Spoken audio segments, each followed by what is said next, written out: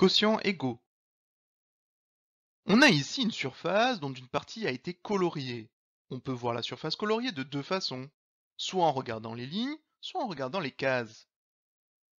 En regardant les lignes, il y a 2 lignes sur 3 qui sont coloriées. Cela correspond à la fraction 2 tiers.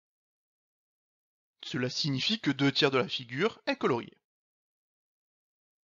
En regardant les cases à présent, il y en a 14 qui sont coloriées sur 21. Cela donne la fraction 14 21e. Il y a 14 21e de la figure qui est coloriée. Mais dans les deux cas, c'est la même surface de la figure qui est coloriée. Cela signifie que ces deux fractions, 2 tiers et 14 sur 21, sont égales.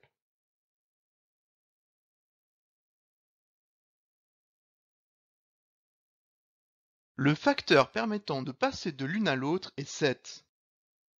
En effet, il y a 7 fois plus de cases coloriées que de lignes coloriées, c'est-à-dire que on a 2 lignes multipliées par 7, 2 fois 7 ça donne bien 14, ce qui correspond donc au numérateur, le nombre du haut.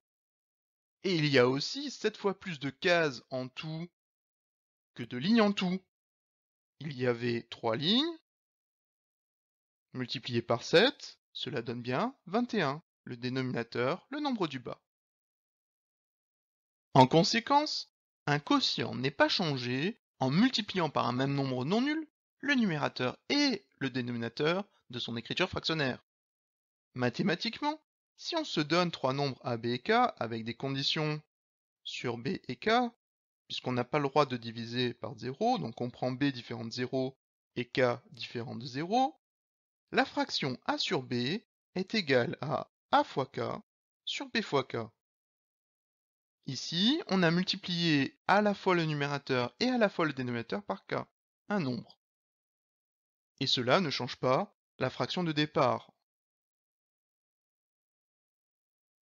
De plus, comme un quotient est le résultat d'une division, la règle des signes pour la multiplication et la division s'applique.